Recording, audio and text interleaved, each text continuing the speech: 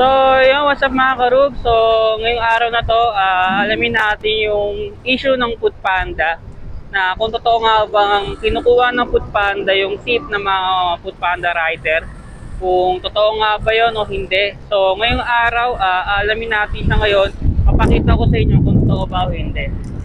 So, dahil ngayon, nakakuha na tayo ng order ng customer natin sa Robinson, Galleria South. Meron siyang binigay na tip na 20 pesos. So, alamin natin sa customer natin mismo kung 20 pesos ba talaga yung tip na binigay niya o hindi lang 20 pesos. So, kasi dumating kayo sa akin ngayon sa Panda app. Sa Panda app ko ay 20 pesos na nakalagay na tip. Meron tayong 20 pesos na tip. So, ngayon, naalamin natin ngayon sa mismo sa customer kung magkano nga ba yung tip na binigay niya o mataas pa sa 20 pesos. So, kapag mataas pa sa 20 pesos yung binigay niya, ibig sabihin, kinukuha talaga ni Foodpanda yung tip namin. So, nakikihati pa sa tip kasi talaga nasa guideline ni Foodpanda na lahat ng tip na binibigay ng customer ay makukuha namin 100% yun. Nasa guidance naman ni Foodpanda yun. Kaya dapat hindi talaga binabawasan ni Foodpanda yung mga connect tip namin. Kasi talagang guidance naman ni Foodpanda yun na 100% pupunta sa amin. So ngayon, alamin natin ngayon dahil nakakuha na tayo ng order ng customer natin. 20 pesos yung binigay niyang tip. Alamin natin kung magkano nga po yung tip na binigay niya. Kung parehas pong 20 pesos o hindi. So tara, puntaan na natin customer natin para alamin yung katotohanan kung totoo nga ba yung issue na kinukuha ni Foodpanda yung mga tip na o nakikihati pala sa tip namin. Kasi yun, malaking halaga, sa amin kasi malaking halaga na yung tip na yun. Sabihin natin 20 o 5 pesos na kinukuha ni Foodpanda, malaking tulong na po yun. Kasi talagang dagdag gas na po sa amin yung dagdag gas, ganun. Kaya mahalaga po sa amin yung mga ganun tip na online tip. Malaking tulong na po sa amin yun. So ngayon, talaga, siguro mga 3 order natin, tingnan natin na siguro mga 3 order ng customer na meron tip, alamin natin kung totoo ba. Kasi hindi ako magbibigay sa isang order lang na may tip kasi may tumugma yung tip ng customer na isang beses lang. So siguro tatry natin ng 3 times na may customer na magbigay ng tip. So doon natin alamin kung totoo ba. Kapag sa 3 order na yun ng customer na sakto lahat ng tip, sa 3 yun sa order ng customer na meron tip o iba-iba klase customer na may tip yung binigay, kapag tumugma lahat yun, ibig sabihin may possible na sinisiraan ng Foodpanda.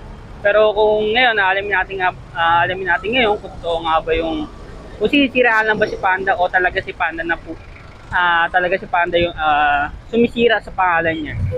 Okay? So, yun. Ngayong araw, alamin na natin ngayon. So, punta tayo sa customer natin first customer natin na may tip. So, kailangan pa natin 2 customer na bumibigay ng tip para alamin natin. So, yun, papunta na tayo.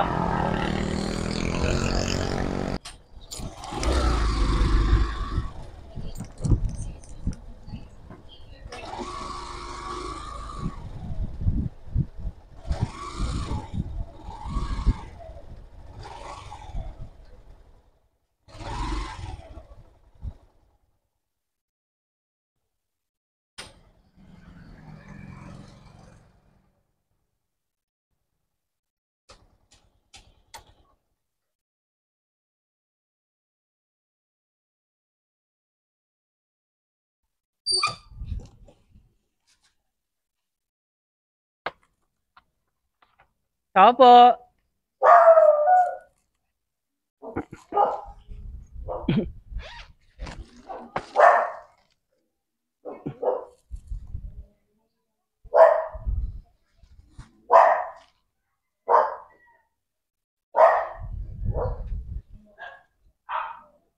So yun guys, tanongin natin si ma'am kung magkano nga ba tip yung binigay niya.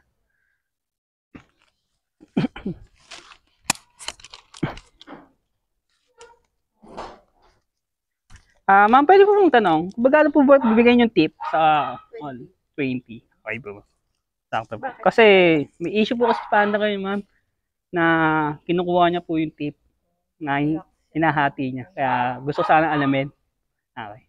Okay, thank you po, ma'am. Thank you po.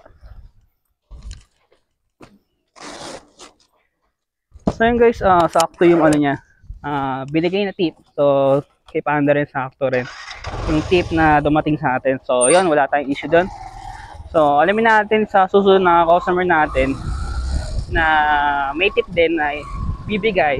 So yan mga karug, so nakakuha na tayo ng order na may tip sa customer natin. So alamin natin ngayon pangalawang customer to na nagbigay ng tip na 20 pesos. So, tingnan natin kung tutugma yung sasabihin ng customer na 20 pesos sa binigay niya tip. Kapag hindi, ibig sabihin na nakikihati si Panda sa mga tip ng Panda. So, ngayon, kasi yung unang customer natin, sabi naman niya 20 pesos yung tip na binigay niya sa online. Tumugma naman na nakita natin sa online na binigay na tip 20 pesos nga. So, dito titingnan natin kung talaga 20 pesos yung binigay niya o kung tutugma silang dalawa. Kung hindi, ibig sabihin, si Panda ay nakikihati sa tip ng rider. So, yun. Alamin natin ngayon sa customer kung totoo nga ba na 20 pesos yung binigay niya. Kung talaga, dito natin malalaman. So, yun, pangalawang customer ito na nagbigay ng tip na 20 pesos. So, yun, abangan nyo. So yun, abangan nyo yun. Tignan natin katotohanan.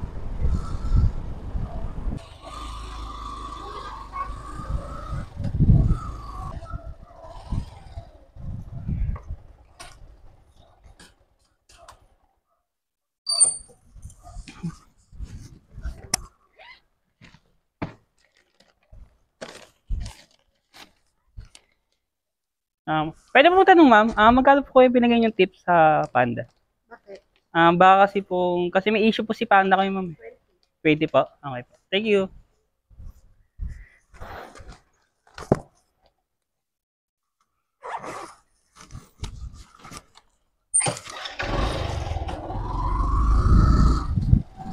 So yan guys, sa'yo mga karug, so tumugma naman. So yun, tumugma naman yung sinasabi ng customer sa kay Panda na 20 pesos. So, nakadalawang beses na tayo ng ganon. So, ibig sabihin, siguro iisa pa tayo para taga malaman natin ng katotohanan. So, try natin magantay pa ng isang customer na meron din tip. So, last na yun, pag yun tumugma pa rin, ibig sabihin, may possible na nasisiraan ng si Panda. So, yun. Mga karog, nakakuha na tayo ng pangatlong order na customer natin na may tip na 20 pesos. So, ngayon malalaman talaga natin na sa pangatlong na to kung talagang tutugma yung sa sinasabi ng customer na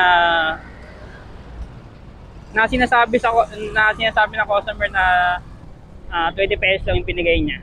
So, ngayon, alamin natin. So, kung totoo ba? So, pangatlo na to. Kasi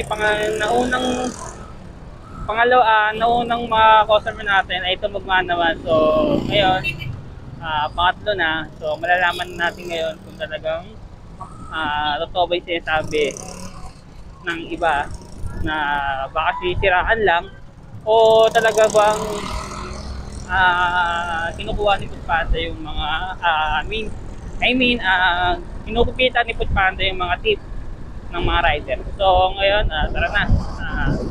Punta na tayo sa location ng customer natin para tanungin siya kung magkano ba yung tip na binigay niya sa online.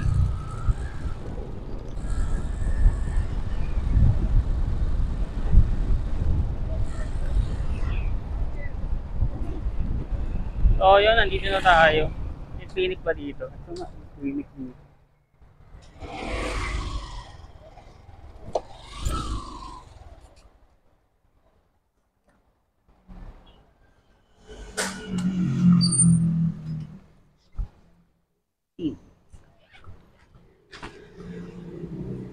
So tanungin natin. Eh, ma'am. Nangingi mo si tip? Ma'am, pwede mo na daw magtanong. Magkano po kayo binigay yung tip sa online? Hindi pa 20 yung binigay. Okay po. Kasi may issue po si Panda ngayon na kinukupitan yung po mga rider. Eh. Kaya gusto ko sana malaman kung talaga tutugma sa 20 pesos. Okay po, ma'am. Thank you, ma'am. Okay na po. So, yun guys. Nalaman natin. Maambo na pala. So yun guys, nalaman natin katotohanan sa mga customer natin na napagdeliveran na talagang tumugma na may sinasabi nila na sa sinasabi ng app. So, yun, nalaman na natin katotohanan na may possible na sinisiraan si Panda. Kasi tatlong customer na talagang nalapitan natin at inalam natin kung totoo nga ba yung sinasabi ng iba na talagang kinukupitan. So, para sa akin kasi, siyempre, halo-halo ng komento yung mangyayari. Kaya naman ako gumawa ng video para malaman yung katotohanan. So, dahil nalaman ko yung katotohanan sa mga customer ko na rin, na nanggaling na rin sa mga customer ko, na talagang tumutugma yung tip na binigay nila mismo sa app at dumating sa mismong app ko na 20 pesos. So, yun. Doon ako maniniwala kasi talaga napatunayan ko sa sarili ko na 100% na binibigay ni Panda yung mga tip na binibigay ng customer. So, yun.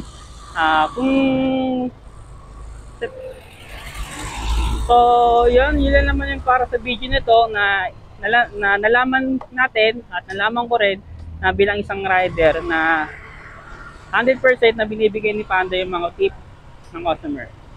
So, yun mga krug. So, kung ikaw ay hindi naniniwala sa video ito, gusto mong patunayan, itry mo. Ako kasi napatunayan ko na sa tatlong customer ko at pare-pareho sinabi. So, yun guys, comment down below kung may comment kayo. Comment down below kung ano masasabi niyo sa video nito at sa issue ni Panda. Sa tungkol sa tip ng mga rider. So, yun guys, kung bago ko pa lang sa aking YouTube channel, please like and subscribe and please click ang notification bell para update sa aking mga video. So, follow ko na rin, paki-follow na rin sa Facebook page ko na rin, Motovlog, follow and like na rin. Share mo na rin yung mga video doon. So, kung bago pa lang. So yung mga karugs,